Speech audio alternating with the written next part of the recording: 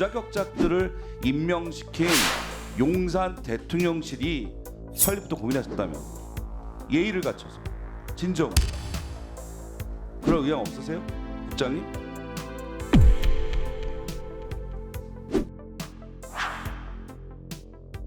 우리 김태규 직무대행의 언행이 국회 무시에 도를 넘어서 아주 기괴합니다. 특히 저는 개인적으로 입장문에서 탄핵에 대해서 호기심 많은 혹자는 이것이 기네스감이 아닌지 의문을 가질 것 같다 이런 식으로 발언했어요.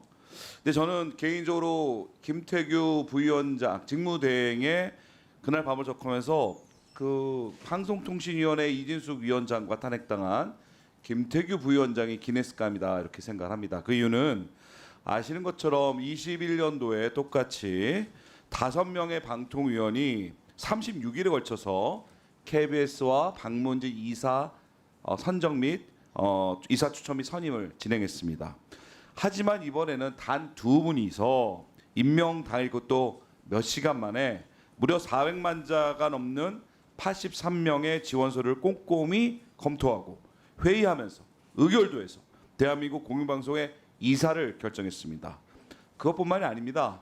부위원장 호선도 했고요. 위원 기피까지 셀프 기각했습니다. 이 모든 것들이 1시간 반 만에 진행됐습니다.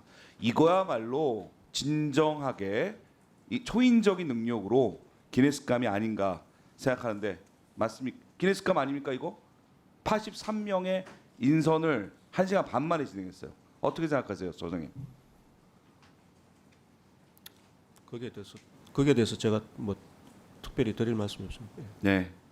그 이진숙 위원장은 탄핵 이후에 헌법재판소 탄핵 심판이 성실에 임해서 방통위 하루빨리 정상화될 수 있도록 최선을 다하겠다 이렇게 얘기했는데 언제 나올지도 모를 헌재 판결까지 방통위 업무를 마비시키겠다는 것은 아랑곳하지 않고 그냥 버티겠다고 하는 것 같은데 탄핵으로 이진숙 위원장의 직무가 정지되어도 위원장 월급 고스란히 나오는 거 맞습니까?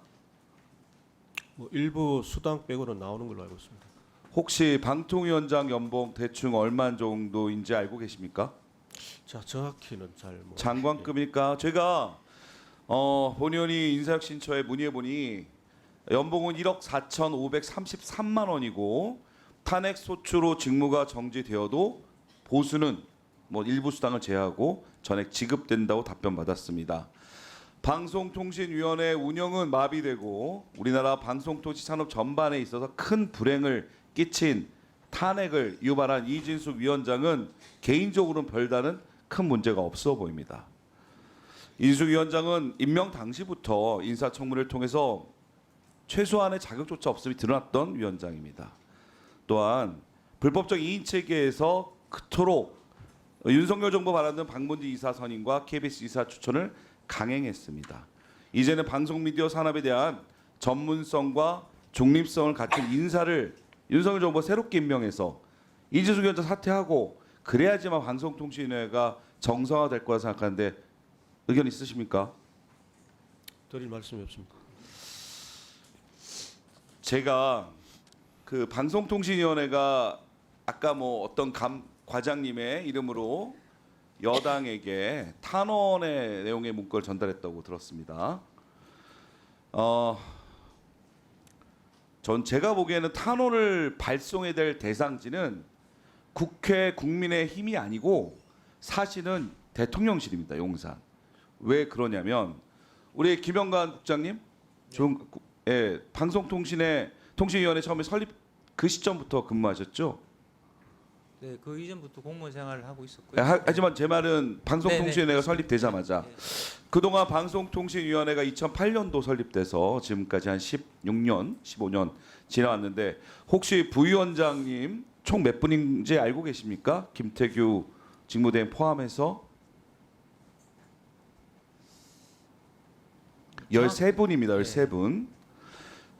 그 중에서 윤석열 정부가 임명해서 방통위원으로 호선으로 결정된 분은 12번째 이상인 부위원장, 13번째 김태규 부위원장입니다. 이 두 분의 공통점은 판사입니다. 방송통신위원회 업무에 전혀 전문성도 없고 그저 대통령실이 시키는 오더에 맞다는 그런 부위원장을 본 의원은 생각합니다. 그 전에 11분의 의원을 쭉 부위원장을 보니까요. 다수가 언론인이고 언론인 출신 정치인들이 대부분입니다. 9분 모두 언론에서 오래 근무하다가 방송통신 업무에 전문성이 있었고 언론의 중립성과 공영방송의 중요성을 너무나 잘 아는 분들로만 여야, 국민의힘이든 민주당이든 전시정당이 다 추천해왔는데 왜 유독 윤석열 대통령만 이렇게 자신의 개인적 인연이 있는 판사 출신들로 방송통신위원회 위원을 임명하고 부위원장으로 호송이 되다 보니까 애꿎은 방송통신위원회 직원들이 고생하고 그로 인해서 대한민국 방송 미디어 산업은 뒷걸음치고 있다고 저는 생각합니다. 이뿐만이 아닙니다. 사실은 방송통신위원장 이재수 위원장 전에 포함해서 총 몇 분이 임명된지 알고 계십니까? 김영광 국장님? 지금 6기니까 6분 플러스 한 2분, 2분 정도. 9분입니다. 직무대행까지 포함하면 9분인데 그 전에 방송통신위원장 했던 분들은 대부분 언론 출신 정치인 또는 국회에 관련된 전문성을 갖고 있는 분들이나 언론학자 하셨는데 유독 윤석열 정부만 이동관 위원장, 김홍일 위원장, 이진숙 위원장 이런 분들 무자격자들만 취임을 시키는 겁니다. 이동관 의원 다 알다시피 이명박 정부 때 공영방송 장악하려고 수많은 불법적 시도들이 다 재판을 통해 드러났던 문제적 분이셨고 김홍일 위원장이야말로 그 전에 있던 방송통신위원장을 국민권익위원장으로서 여러 가지 조사를 통해 가지고 문제 있게 날려보내고 그 자리를 차지한 분이시고 이분 또한 검사 출신으로 방송통신의 전문성이 없습니다. 이준석 위원장이야 인사청문 통해 다 드러났으니까 이런 무자격자들을 임명시킨 용산 대통령실이 방송통신위원회의 탄원서를 수령받아야 될 곳이라고 생각하는데 거기에 대해서 한번 고민해 보시겠습니까? 정말 방송통신위원회를 설립부터 고민하셨다면 예의를 갖춰서 진정으로 그럴 의향 없으세요? 국장님? 없으면 없다, 있으면 있다 답변하세요.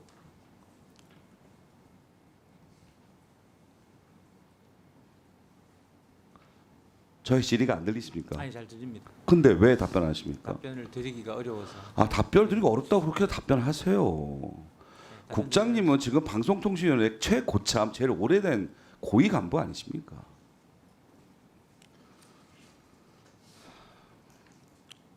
우리 참고인 나오신 박선아 이사님 혹시 마이크 자리 나오셔도 됩니다. 네.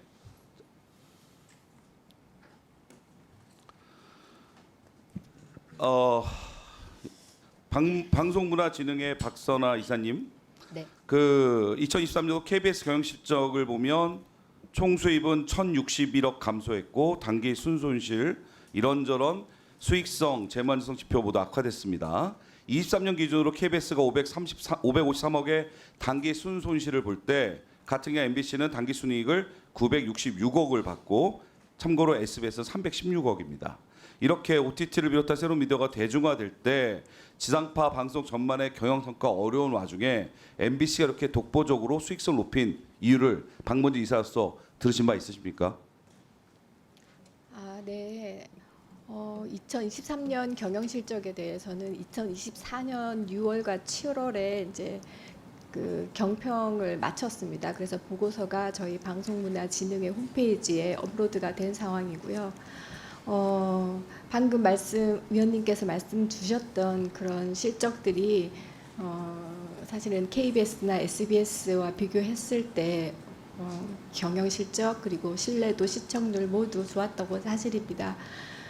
그러나 이제 경평을 진행하는 과정에서 방부지 이사로서 느꼈던 것은 그럼에도 불구하고 뭐 여전히 경영적인 어려움은 있는 것이 맞고 그리고 특히 그러한 같은 어려움이 작년 2022년과 비교했을 때 급격하게 악화된 것은 맞다. 그래서 그런 과정 속에서 그 어려움 속에서 그 만들어냈던 경영 실적에 대해서는 경평 보고서에서 나름대로 외부 자문위원님들께서 평가하셨고 저희 이사회에서도 만장일치로 통과가 되었습니다.